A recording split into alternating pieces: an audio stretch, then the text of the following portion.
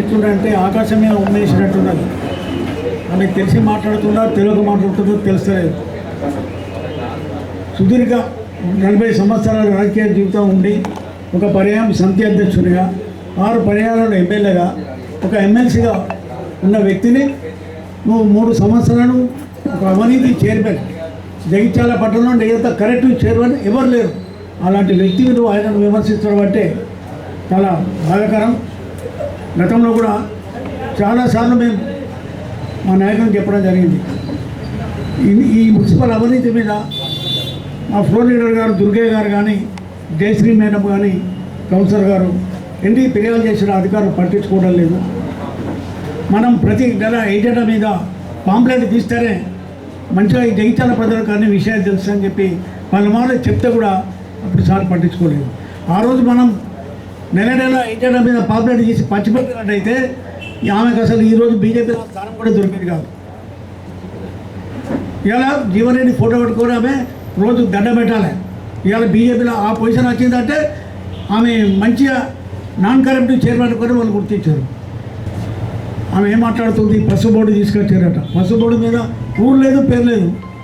ఏ ఊళ్ళో పెడతారో తెలియదు, ఎక్కడ పెడతారో తెలియదు. కాగితం తీస్తారు, బోర్డు వచ్చేసింది అట్టు చెప్తుంది. ఎన్నో ప్రతిమలు ఇవాళ గ్రామాన బీటీ రోడ్లు అయినా అంటే ఆరోగ్యంతో ఉన్నప్పుడు చేసిన నిలబెట్టి కాదా ఇవన్నీ కనబడతాయి. ఎవరికి ఏం అభివృద్ధి చేసేటంటారు. ఇవాళ నిజామాబాద్ పట్టణంలో ఇప్పటికీ ఉమెన్స్ డిగ్రీ కాదు చాలేదు. సిగ్గుచేయడం అడుగు మీ ఎంపీని ఏం చేసేటం. వాళ్ళ నాన్న కూడా అంతకుముందు మంత్రులు ఉన్నాడు, వాళ్ళు కూడా రాయకుంటాం కుటుంబం అని చెప్పుకుంటారు కదా. ఏం చేశారు అడగండి. ఉమెన్స్ డిగ్రీ కాదు చాలేదు నిజామాబాద్లో. ఇప్పటికైనా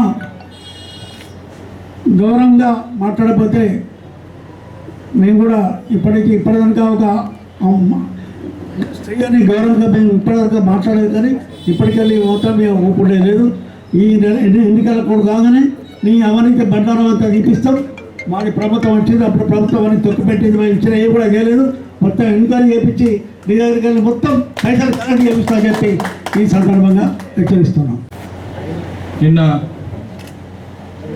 మున్సిపల్ మాజీ చైర్మన్ గారు మాట్లాడిన తీరును, గౌరవ ఎమ్మెల్సీ అన్న జీవన్ రెడ్డి గారిని విమర్శించిన తీరును మరి కాంగ్రెస్ పార్టీ పక్షాన నేను తీవ్రంగా ఖండిస్తూ ఉన్నాను. నిజంగా కూడా మా చిట్టి చెల్లెలు ఇప్పుడిప్పుడే బుడుగుడు అడుగులు వేస్తూ రాజకీయాలకు వచ్చి ఏదో అదృష్టంగా టికెట్ తెచ్చుకొని వారి ఆ ఫ్లోలో ఏదో ఓట్లు వచ్చిన సందర్భంగా వాళ్ళ విర్రవీగుతూ తనకి ఇష్టానుసారంగా ఇష్టం వచ్చినట్లు మాట్లాడితే కాంగ్రెస్ పార్టీ ఊరుతుందని చెప్పి ఈ సందర్భంగా హెచ్చరిక చేస్తూ ఉన్నాను. వారు మాట్లాడుతూ ఏదైతే ధరంపూరి అరవింద్ గారు పార్లమెంట్ సభ్యుడిగా ఉన్నటువంటి సమయం మనందరికీ తెలిసిందే. అరవింద్ గారు స్వయంగా భారత ప్రధానమంత్రి గారు వచ్చిన సమయంలో దేశవ్యాప్తంగా 66 షుగర్ ఫ్యాక్టరీలు తెరిపించిన ఘనత మోడీకి దక్కిందని చెప్పినట్టు సందర్భాన్ని గుర్తు చేస్తా ఉన్నాను. నేను అంటా ఉన్నాను, ధరంపూరి అరవింద్ గారికి నేను అంటా ఉన్నాను, బోగస్ రాయనికి ప్రశ్నిస్తా ఉన్నాను. షుగర్ ఫ్యాక్టరీ ఎన్ఎస్ఎఫ్ ఎందుకు తెరిపించలేదు? ముత్యంపేట షుగర్ ఫ్యాక్టరీ ఎందుకు తెరిపించలేదు? ఒకవేళ పోయిన గత ఎన్నికల్లో నా ఎంపీ గారిని ఉన్నటువంటి ఎంపీ గారిని గెలిపిస్తే కేవలం 5 రోజుల్లోనే షుగర్ ఫ్యాక్టరీ ఎన్ఎస్ఎఫ్ కానీ ముత్యం షుగర్ ఫ్యాక్టరీ కానీ తెరిపిస్తారన్న సంఘటన గుర్తు చేస్తా ఉన్నాను. మరి 5 సంవత్సరాలుగా మీరు ఎందుకు తెరిపియాలని చెప్పి కాంగ్రెస్ పార్టీ ప్రశ్నిస్తూ ఉన్నది. నిన్న ఏదైతే మాజీ చైర్మన్ గారు బోగస్ శ్రావణి గారు మా నాయకులు సుదీర్ఘ రాజకీయ జీవితము అనుభవం ఉన్న నాయకులు జీవన్ రెడ్డి గారి మీద అయితే మాట్లాడినాడో 100% దాన్ని కాంగ్రెస్ పార్టీ పక్షాన ఖండిస్తున్నాం. మేడం గారు, మీరు 3 సంవత్సరాలు కౌన్సిలర్గా గెలిచి చైర్మన్ పదవిని 3 సంవత్సరాలు అనుభవించారు. 2 సార్లు ఏసీబీ రైడ్ చేసింది, 2 సార్లు 3 సార్లు ఏసీబీ రైడ్ చేసి మీ చరిత్ర ఏందో ఇక్కడ కాదు తెలంగాణ యావత్ తెలంగాణ లోపల మొత్తం బోగస్ రావణి మేడం గారి మీద జరిగిన ఏసీబీ దాడిని మొత్తం జగిత్యాల కాదు తెలంగాణ ప్రాంతం అంతా విసిరిపోయింది. అది అందరికీ తెలుసు. మున్సిపాలిటీ లోపల వచ్చే ఇన్కమ్ లోపల చారణ మీ ఇంటికే అయింది. వీళ్ళందరికీ తెలియదు జగిత్యాల ప్రజలకు. నెల కౌన్సిల్ లోపల జరుగుతున్న విషయం లోపల ప్రతి మీటింగ్ లోపల బోగస్ రావణి గారు చేస్తున్న అన్యాయాల మీద, ఆమె చేస్తున్న ఫ్రాడింగ్ మీద ప్రతి నెల మున్సిపల్ కౌన్సిల్ లోపల మాట్లాడితే నవ్వుకుంటే చిరునవ్వులు నవ్వుతుంది కానీ ఏం జవాబు ఇచ్చుడు చేతగాదు. పీపీ కిట్లు ఏదైతే కరోనా పీరియడ్ లోపల పీపీ కిట్లు పర్చేసింగ్ చేస్తే 250 రూపాయలకు వచ్చే పీపీ కిట్టును టీఆర్ఎస్ గొడ్ల జగదీసిన ఇద్దరం కలిసి షాప్కు ఎంకరేజ్ చేస్తే 250 ఉన్న పీపీ కిట్టు 300 పర్చేజ్ చేస్తే 6 లక్షల రూపాయలు దోపిడీ చేసింది. పీపీ కిట్లలో కూడా కోవిడ్ పీరియడ్లో కూడా 6 లక్షల రూపాయలు ఫ్రాడ్ చేసినాం. నీ చరిత్ర చెప్పుకుంటా పోతే మీరు ఒక ఆడబిడ్డ, మాకు అక్కలున్నారు చెల్లెళ్ళు ఉన్నారు, కానీ విమర్శించడానికి వరకు నీకు స్థాయి లేదు కావచ్చు కానీ మాకు స్థాయి ఉంది. నిన్న బోగస్ శ్రావణి గారు ప్రెస్ మీట్ పెట్టడం జరిగింది జీవన్ రెడ్డి గారి గురించి. నిజంగా జీవన్ రెడ్డి గారి గురించి మాట్లాడే అర్హత నీకు లేదు, ఎందుకంటే నీకు అంటున్నాం. ఎందుకంటే కాంగ్రెస్ పార్టీ అనేది గౌరవంగా మాట్లాడుతుంది, నువ్వు మాట్లాడకు నువ్వని మాట్లాడాల్సిన పరిస్థితి వచ్చింది. జీవన్ రెడ్డి గారు ఆర్ఎండ్బి మినిస్టర్గా ఉన్నప్పుడు ఏం చేశారంటారు? మీ అమ్మ నాన్నలను అడుగు, ఎందుకంటే మీ అమ్మ నాన్నలను పెద్దపల్లి నుంచి కరీంనగర్ వరకు కరీంనగర్ నుంచి హైదరాబాద్కి రోడ్ వేసింది కూడా జీవన్ రెడ్డి గారే. ఆ రోడ్ల మీద తిరిగి నువ్వు పెరిగినావమ్మా. ఇప్పుడు జగిత్యాలకు వచ్చి అన్ని మర్చిపోయినావు కావచ్చు. ఒకసారి మీ వాళ్ళని అడిగి గూగుల్లో దొరికే ఇలాంటివి, ఎందుకంటే గూగుల్లో చూసి మాట్లాడే మనిషివి నువ్వు. నటన మాత్రమే నీది, నటన అనేది సినిమాలో పనికొస్తుంది, రాజకీయంలో కాదు.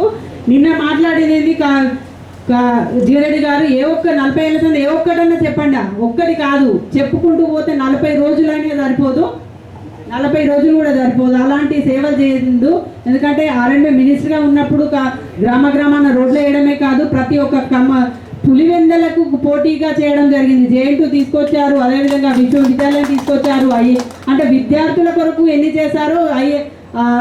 నాక్ సెంటరే కాకుండా జేఎన్టీ తీసుకొచ్చారు, విశ్వవిద్యాలయం తీసుకొచ్చారు, అన్ని తీసుకొచ్చారు. అదేవిధంగా రైతులకు అనేది కూడా ఐకేపీ సెంటర్స్ అనేది కాంగ్రెస్ పార్టీ నుంచి వచ్చినవే. కాంగ్రెస్ పార్టీ ఆధ్వర్యంలో వైఎస్ రాజశేఖర రెడ్డి గారు ఉన్నప్పుడు రైతులకు అన్యాయం జరగకూడదని ఐకేపీ సెంటర్ తీసుకొచ్చారు. అదేవిధంగా కాంగ్రెస్ పార్టీ ఉన్నప్పుడు మాత్రమే రుణమాఫీ అనేది ఏకకాలంలో రుణమాఫీ అనేది తీసుకురావడం జరిగింది. ఇవన్నీ గమనించాల్సిందిగా కోరుకుంటున్నాం. మీ మోడీ గారు ఏం చేశారు? రుణమాఫీ చేస్తే రైతులు బద్దకస్తులు అవుతారా?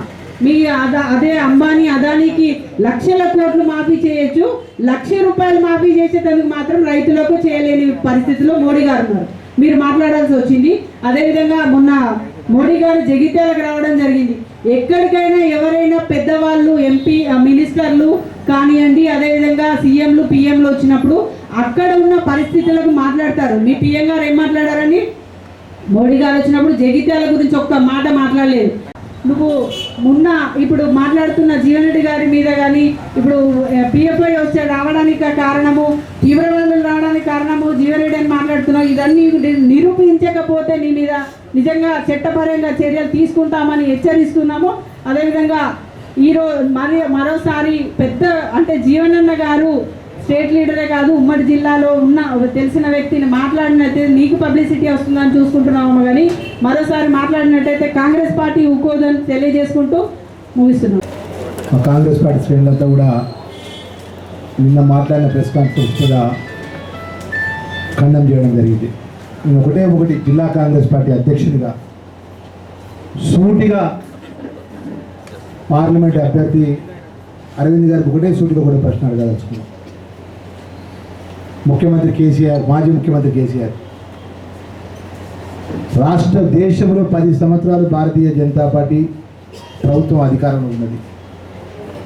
ఏదైతే నిజామాబాద్ పార్లమెంటు రైతాంగానికి ప్రధానమైన సమస్య షుగర్ కర్మాగారం ఫ్యాక్టరీ తెరిపించడము, పసుపు బోర్డు ఏర్పాటు చేయడం, ఒక ప్రజలతో ఎన్నుకోబడ్డ ఒక పార్లమెంట్ సభ్యునికి 5 సంవత్సరాలు ప్రజలు అవకాశం ఇచ్చి కేంద్రంలో వారి పార్టీ ప్రధానమంత్రిగా నరేంద్ర మోడీ గారు ఉంటే 5 సంవత్సరాల లోపల నువ్వు ఇచ్చిన మాట అమలు చేసి ప్రజలకు ఫలాలు అందించే విధంగా నిర్ణయాలు జరగకపోగా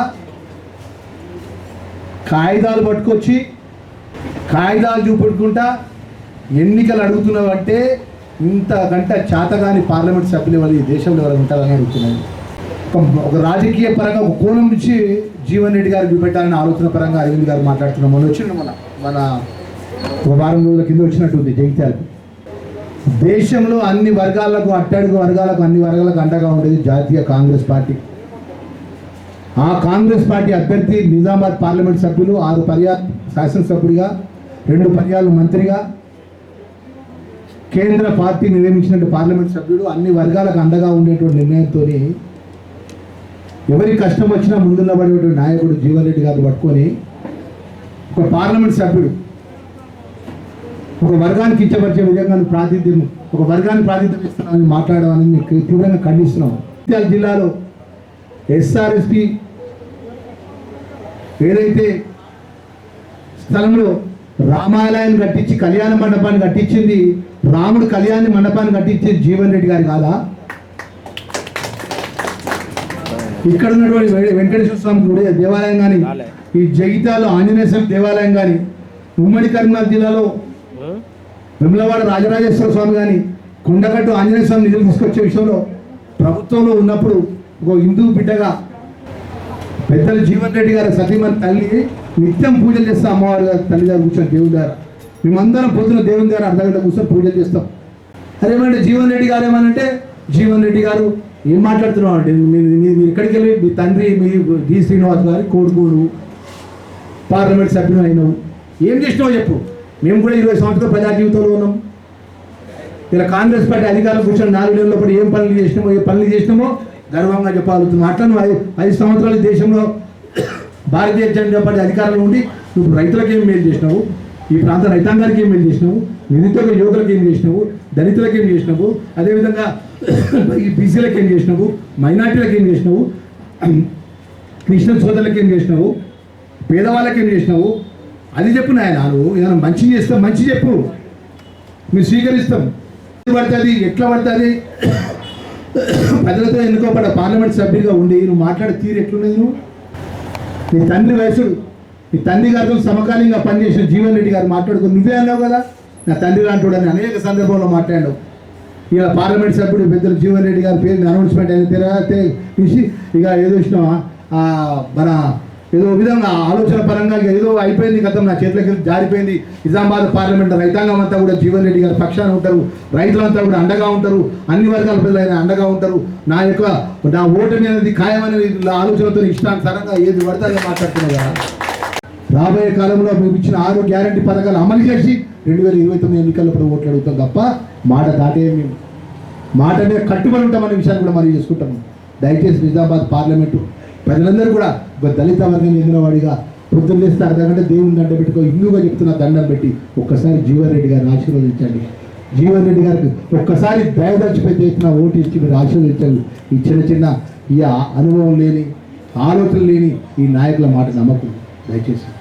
ఎందుకంటే మీడియా వాళ్ళ చేతి ఉన్నది, ఒక్క మాట 10 సార్లు అబద్ధం ఆడితే నిజమైతే అనే ఆలోచనతో మాట్లాడుతున్నాను కాబట్టి ఒక్కసారి వ్యక్తిగతమైన జీవితాలు ఆలోచన చేయండి. పొద్దున్నే 74 సంవత్సరాలు ఉన్నాయి, ఎంత కష్టపడతారండి, ఎంత కష్టపడతారు. గుండె చేసుకొని జగిత్యాల ప్రజలు మనం చేసుకుంటున్నాం. జగిత్యాల జిల్లా గుప్పుగా దండం పెట్టి అడుగుతున్నా పెద్దలు జీవన్ రెడ్డి గారికి ఒక అవకాశం ఇచ్చి ఆశీర్వదించాలని కోరుకుంటూ ఈ అవాకు చెవాకు మాట్లాడే టీఆర్ఎస్ పార్టీ బీజేపీ నాయకులకు రాబోయే కాలంలో కాంగ్రెస్ కార్యకర్తలకు బుద్ధి చెప్తారన్న విషయాన్ని కూడా మనం చేస్తాం.